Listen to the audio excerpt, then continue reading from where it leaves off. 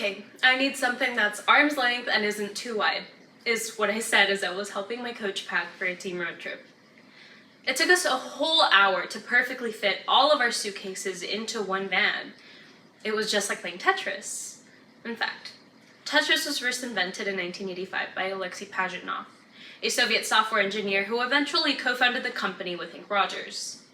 In Tetris, users will try to adjust different blocks into a perfectly geometric square.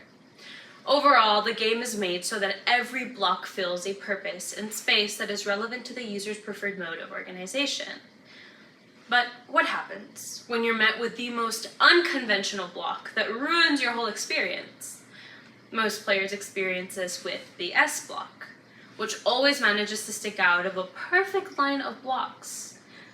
At times, I find myself growing frustrated with my placement throughout a game when an S block appears on my screen. I have to admit though, I noticed that this little block made to challenge players really encapsulates who I have been for the past few years. Throughout my life, I was never the girl who perfectly fit in.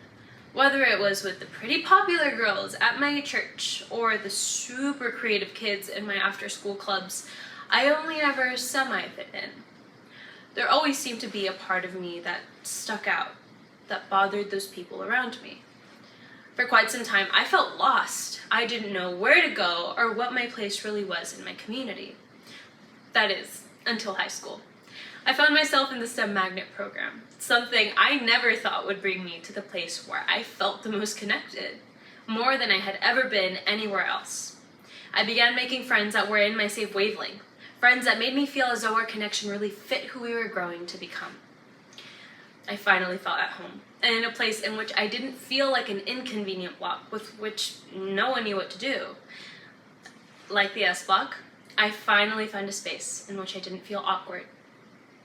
Others have also experienced the gradual discovery of their place in life.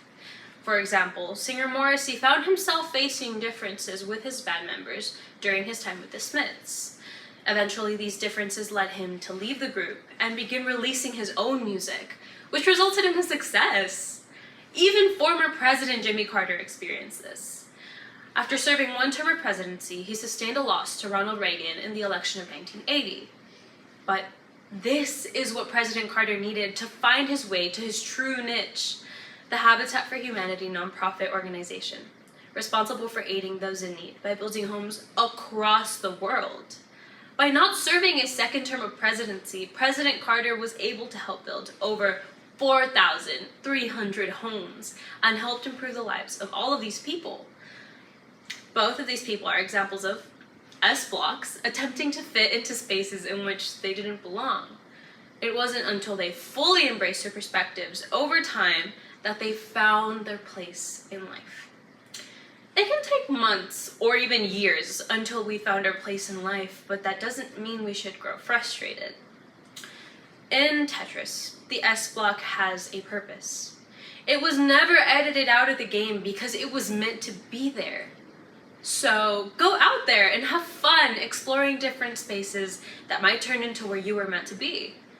Don't stress yourself out by focusing purely on trying to fit in. Focus on having fun with the process of discovering where you might belong, just like you would in a game of Tetris. Thank you.